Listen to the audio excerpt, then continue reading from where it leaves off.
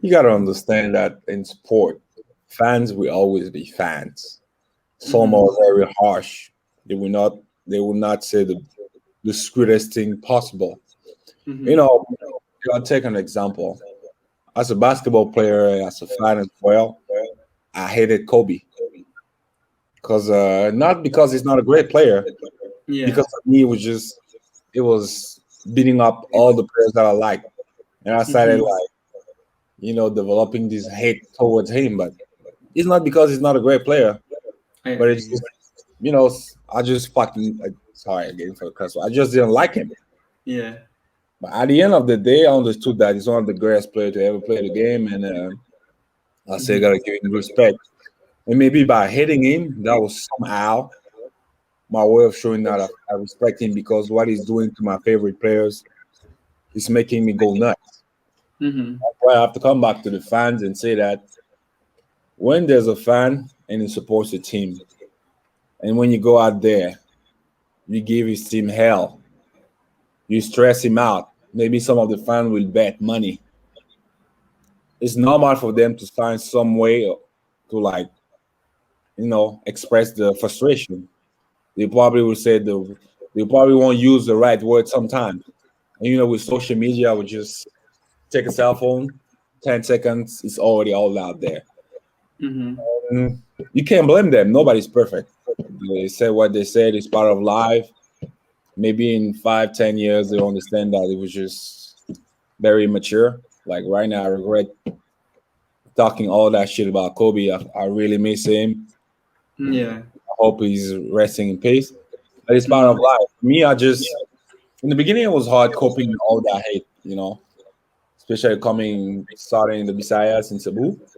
Mm-hmm. The guy will come at you at the game, throw you bananas, call you monkeys. But when you understand that they're doing that to get you out of your game, it means Mm-hmm. somehow they want to reach you, but they cannot. And that's the only way they can do to reach you to get you out of your game. And when you get to the level or to the point that you understand that and you have your goal in mind, nothing else can affect you. That's how I was handling that. And when it can affect you sometimes, make sure you have the right people around you to tell you that don't mind them, you're fine. Come on, let's go home. You know, Mm-hmm. that's what I had in LaSalle.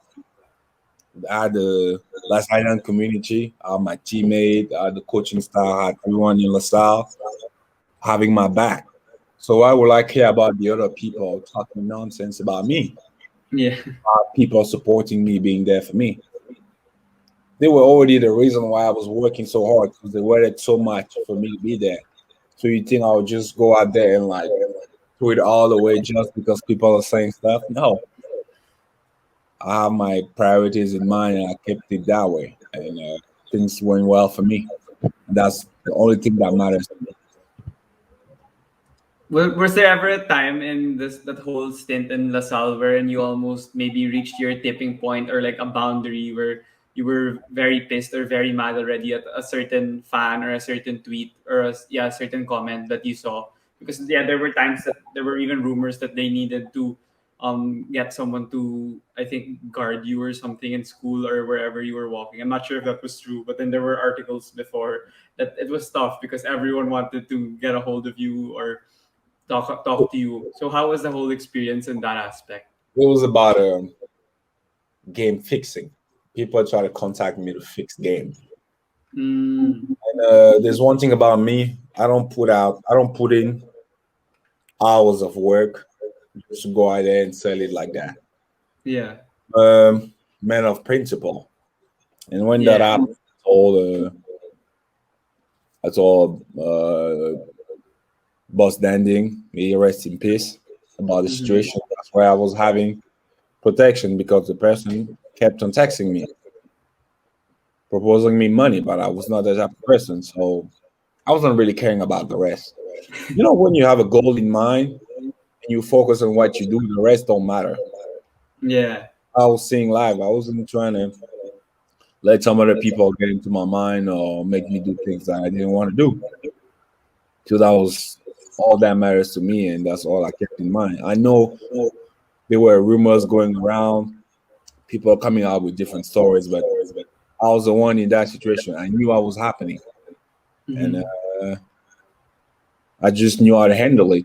The less you talk, the better it is, because Yeah. people will come out with different story. And then I was reading articles about people saying stuff, and I was just laughing. I was like, "Say whatever you want. You don't know what's happening. You don't Yeah. know." Yeah. So a I lot, wasn't. a lot of a lot of people like criticizing you, but then I commend you. Like I always tell like my parents or someone who would ask, look at look at Ben. Like even if they play him physical, or even if they say a lot of tweets against him, he's still scoring 20, scoring, getting 50 rebounds, and leading us to the finals or leading us to the championship.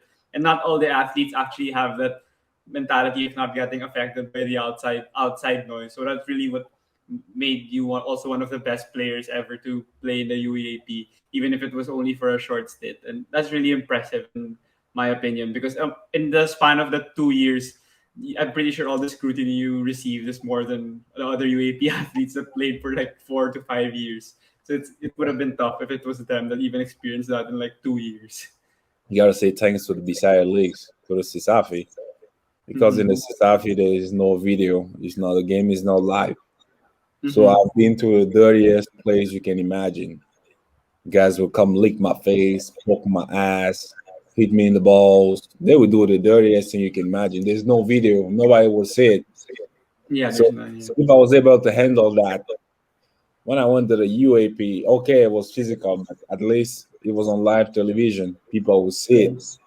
That's why I was like, man, do what you have to do. I don't really mind it. I was just doing my thing, and that's it.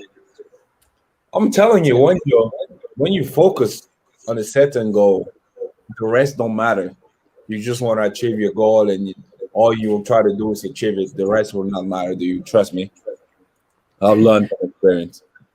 Okay. How about in Southwestern though? Like, how did you adjust to that kind of physicality? Like, for instance, when you were playing in Africa, I don't think it was even close to that kind of physicality you felt here. Or was it tough at first? Like, you were getting pissed at first, but then eventually you got used to it.